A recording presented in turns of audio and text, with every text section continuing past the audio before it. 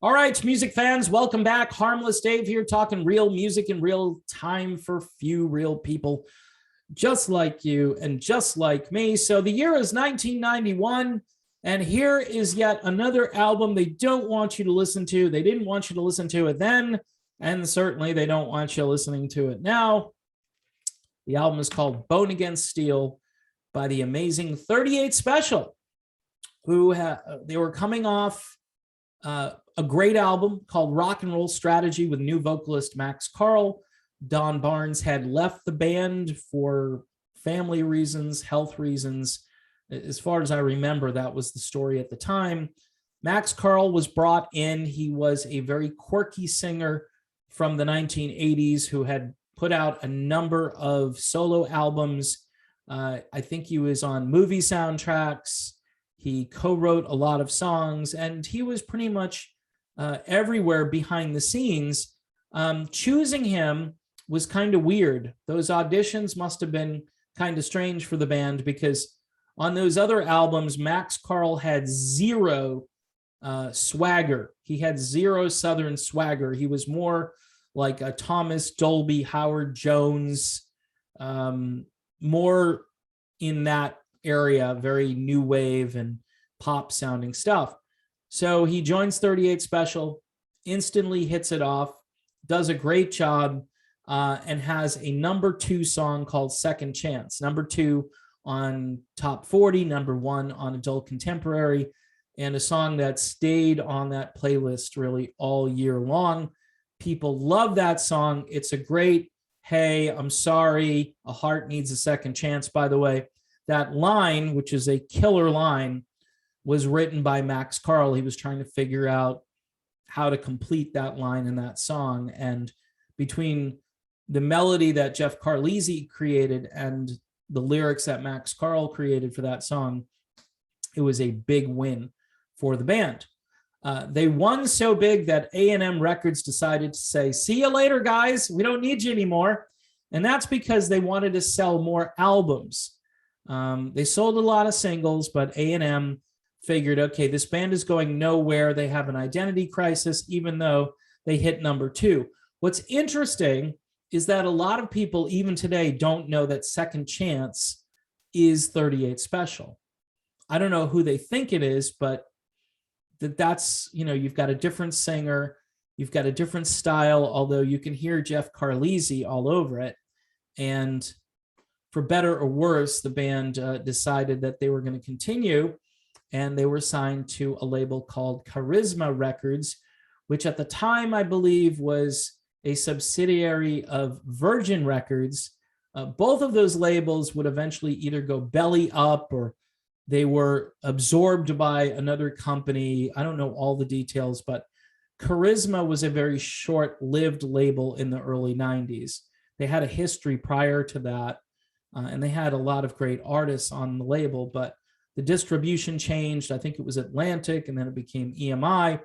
Needless to say, that probably caused a problem with this album, as I've noticed a lot of albums that didn't go anywhere ended up being, on a label that went belly up or didn't have a real promotions team. And so Charisma had this, and did they market this appropriately? No. You've got a song called The Sound of Your Voice that goes all the way to #1 because, again, the last album did really good on rock radio. So rock stations were ready for more 38 Special. And they put it on, and it did extremely well. 6 weeks at #1, got to #33 on the Hot 100 too, which is pretty big.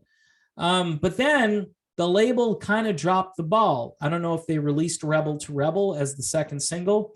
It was being played on mainstream rock stations. It was Donnie Van Zant on vocals, which is very unusual because Donnie doesn't really sing the singles. He tends to sing the album cuts, and those album cuts are bluesier. They're more Southern rock. They're not as polished, and the band had moved into this polished territory since, I don't know, Rockin' Into the Night or Hold On Loosely. They had really changed directions. They were a Southern rock band that sounded more like a just middle of the road rock band with some Southern rock tendencies, except for the Donnie Van Zant songs, which were straight up Southern rock songs. Interesting, but it is what it is. That you could go from one song to another on a record and know exactly it was going to be Donnie singing, because the intro was more like a Skynyrd song or the Outlaws or something. It had just a different vibe to it. This album is kind of that thing again. It's pretty weird. Here we are in 1991, and it's a battle between the Max Carl songs, some of them co-written by our Carlisi and Jim Peterick. Jim Peterick, of course, has a long history of writing songs with 38 Special dating back to Hold On Loosely.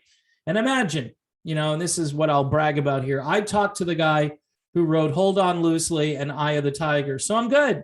I'm pretty good. Life is pretty good for me. Jim Peterick, genius. So Rebel to Rebel, another song that came out, went to number 33. After that, it was kind of like crickets.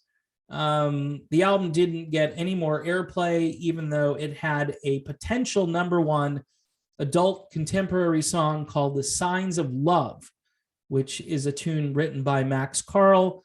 My guess is he was scheming on how to follow up Second Chance with another one of those just pleasant, nice, sunny ballads.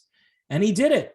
But the song got zero airplay. I don't know if they even released it to adult contemporary radio, but it could have been a contender, if you know what I mean. Other tunes that were really good on this record, You Definitely Got Me, You Be the Dam, I'll Be the Water, Tear It Up, which sounds a little like I Can't Drive 55, and Concrete and Steel by ZZ Top's kind of like I don't know, it's just a good song. It sounds familiar, yet you haven't heard it. Tear It Up. And a couple other tunes. Burning Bridges is really good. I mean, the whole album, there are 13 tracks on this record. I don't want to go song by song, but why did it flop? Well, number one, the record label, like I said, not supporting. The identity crisis the band had at that moment, which kind of unfair, because I think they solidified their standing on their prior album. Album cover. Of course, I'm going to mention this. 38 Special is a Southern rock band. Yeah, they had one song that really appealed to the ladies prior, but I think this album cover is probably more appropriate to attract a few female buyers. You've got an album called Bone Against Steel. So why not do like some sort of, skull and bones with, seriously, make it almost look bikery. There is biker-ish material on this. Even the somewhat poppier songs tend to have a little bit of swagger in them. So again, the album cover, big time fail. Even if you go back to the old 38 Special albums, look at those album covers and it's not some buff guy with a hammer. Okay. I don't know. I would have said no. Even a band photo, these are decent looking guys, and you can just group them together, take a group photo, put the 38 Special logo over it, Bone Against Steel. That's it. You could have them walking on bones or something. There could have been, if I were in the A&R department, I would have said, hey, this is lame. Let's do something a little better for 38 Special. When they got the album cover, because I'm sure the band approves the cover, I'm like, who approved this album cover? I would have said no. Or the label said, take what we get you here. We're going to try to find a way to, in pictures, kind of illustrate what Bone Against Steel might look like. And that was just an epic failure right there. So not helpful. It's mostly a band enjoyed by testosterone individuals. However, again, your female audience was growing at that time, and maybe that's what they were trying to tap into. I wouldn't have done it. I would have made... See, one thing that 38 Special didn't do all that well, although they do have a logo. They have a pretty cool logo, right? You want to do branding. You want to continue with the branding. I didn't say Brandon. I said branding, just in case you were wondering. We don't want to continue with the Brandon, but we do want to continue with the branding. All right.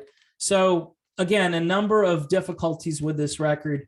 Musically speaking, though, as good as any 38 Special album I've listened to, seriously. You can go back to their early 80s stuff, and a lot of that is very disjointed, going from Max, or in those days, Don, to Donnie.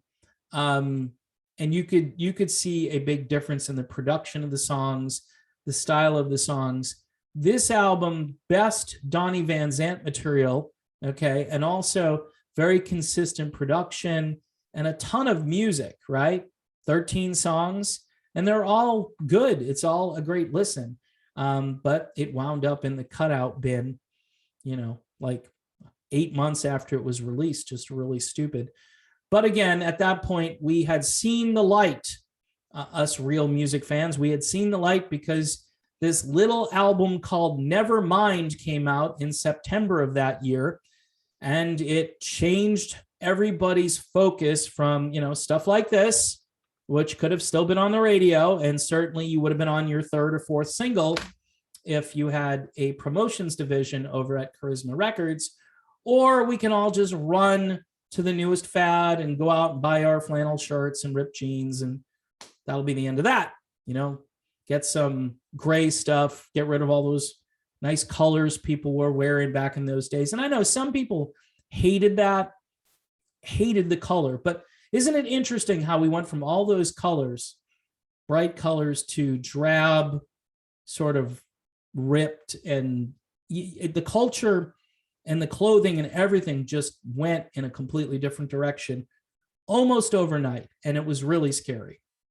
But anyway, go find a copy of this. They're out there. They're cheap. And, you can always turn this around, right? So you're not actually having to look at the buff dude with a hammer. If you want, say, like a picture of like Jeff Carlisi, or actually that's Donnie Van Zant, you could do that. You could just, have some lyrics. I don't know. I do that sometimes.